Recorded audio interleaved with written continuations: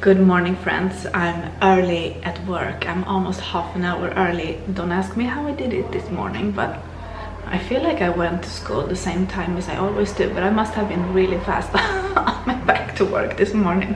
So I'm gonna take the opportunity to sit here and look outside while the sun is still rising and have a little chat with you guys. So for 2024, I've said I want to be more intentional with my videos, and I want to bring more value to you guys, and I want to be as informative as I possibly can while still sharing my personal story, like day to day. And I love my vlogs, so I'm not going to stop that, but I wanted to talk to you about a few of my MS symptoms this morning, because I feel like I haven't really done that. I'm mentioning them all the time in my blogs and stuff, but I'm not doing like sit down videos, talking about my specific symptoms in detail. Only done one regarding fatigue once, and if you want to see that, I can have it linked here, or I'll try and include it in a card somewhere. If not, you have it in my MS playlist. So actually, I believe that I have a few new symptoms that I would like to discuss with you and talk about, but maybe you can give me some clarity too, because I feel like ever since I was diagnosed, I've had so many symptoms. Like, I've had so many different kinds of symptoms, and that's probably because I have my lesions in various locations. So I have lesions in the right side of my brain, on the left side of my brain, in the brain stem, and in my medulla. I don't know how to say that in English. So basically it affects all of my body. It affects my cognitive abilities, it affects my fatigue, my mood, not my personality, I want to say, but it affects my I can get really moody, and I can quickly go from happy to sad to angry, like all of those things. It's very intertwined, and it can be like that, and I will just snap and I will just lose my patience or whatever. It affects me in the sense that I suffer a lot with anxiety, but I also have a lot of physical symptoms. So I've also recently had optic neuritis too, so it affects my vision, it affects my body in the sense that I suffer from a lot of pain, and because I have my biggest lesion in my neck and in my brainstem, it affects everything below, and mainly my arms, which is a very strange feeling. Had to take a little break there. So it affects my limbs, and it affects my arms. So the most noticeable symptom I have is my arm pain. So all of this arm is constantly in pain, and it starts up in my neck and it continues all the way down to my wrist, but the majority of the pain is located right from here up to here, and it goes in like waves. So it's almost like I want to describe it as contractions. If you're a mom, you're very familiar with contractions. So they will start and they will become more severe, and then they will reduce slowly, and it will come and go, and that's basically what it feels like, but all the time, and they're very short. So it's like I can get from pain level scale, I can go from a 4 to a 10 in a matter of seconds, and then it reduces, and then it's like it just comes in waves like that. And then sometimes it just catches me off guard, and I will almost lose my breath because it's so painful. I didn't always used to be like that, so the pain has changed its character. And I've learned how to live with it, but sometimes it becomes more severe, and sometimes it's a tiny bit better, but it never goes away. And now I'm noticing that my arms, I'm telling you arms because it used to be only the one arm, but now it's both, are suffering. So if I'm in a lying down position, both my arms will fall asleep, and I'm not saying like a little bit like a tingling sensation, no, they will fall asleep to the point where I cannot move my arms. And if I'm trying to move my arms, they're gonna be kind of like that. They're gonna be like shaking all over the place, and at least that's what it feels like.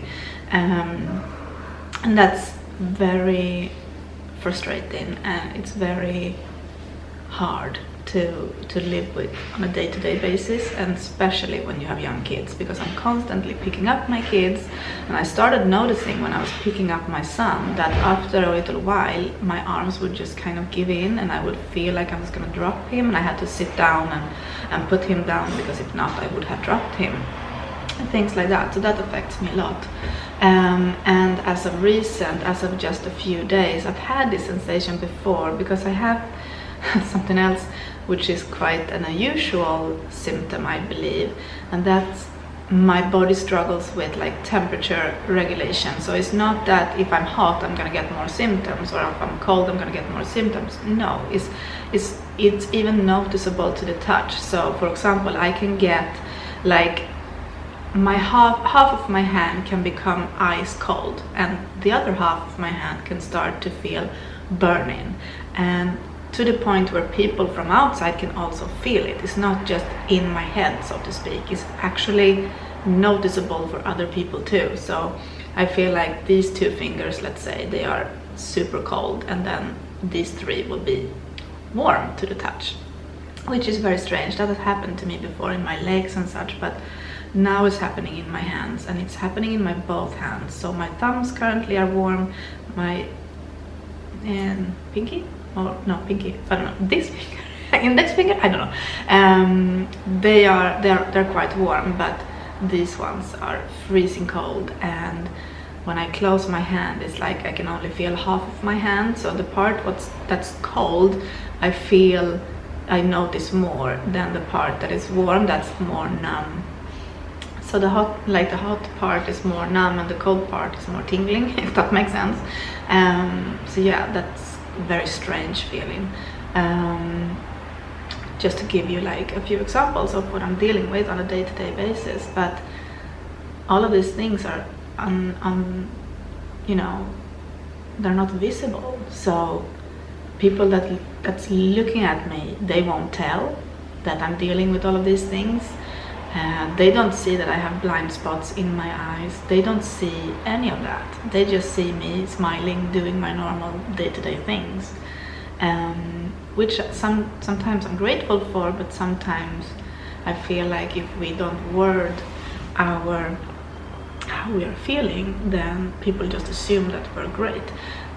And I don't want people to feeling sorry for me all the time, but sometimes it's nice if people around you won't forget that you're actually struggling, because it can give them a little bit more tolerance maybe sometimes when you complain or when you're not feeling the best. But anywho, if you have any symptoms similar to mine, I would love to know what you do to try and help with those. How do you cope?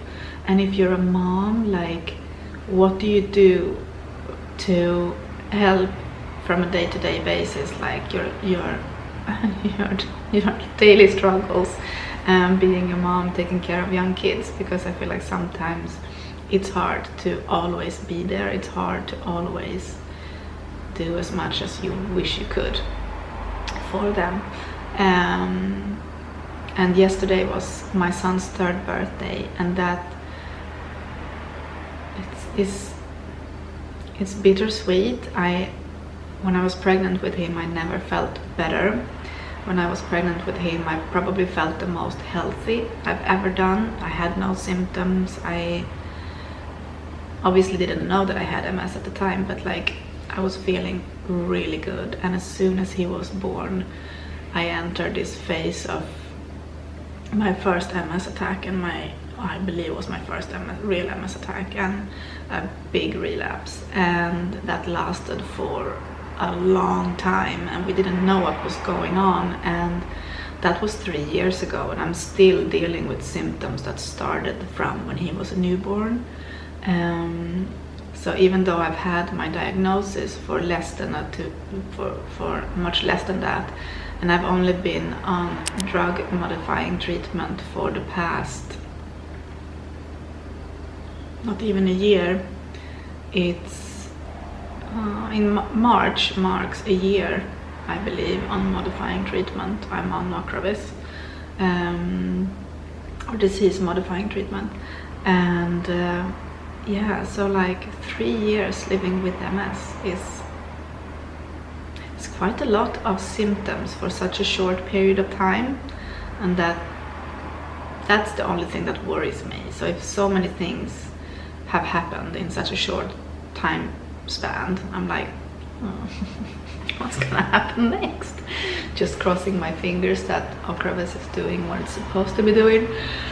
But yeah, I wanted to share that a little